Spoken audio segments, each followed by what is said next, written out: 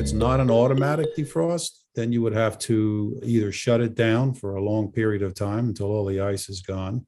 If it's an automatic defrost refrigerator and it's not defrosting, then you would have to either shut it down, or you could take it apart and defrost it with a heat gun or hot water or some method like that. I think maybe for a consumer that's not experienced, the best thing to do is to shut it down and let it defrost on its own.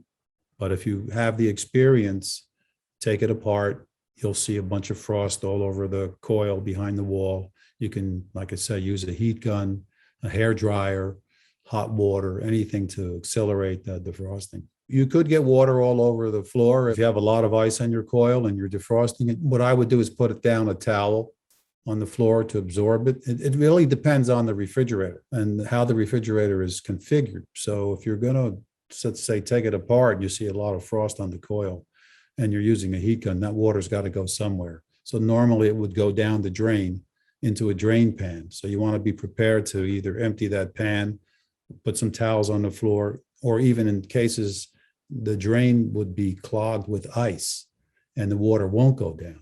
So in that case, you need to get that water out of there. So like I said, you can use towels. Sometimes you can use a turkey baster to suck the water out. Any means, whatever.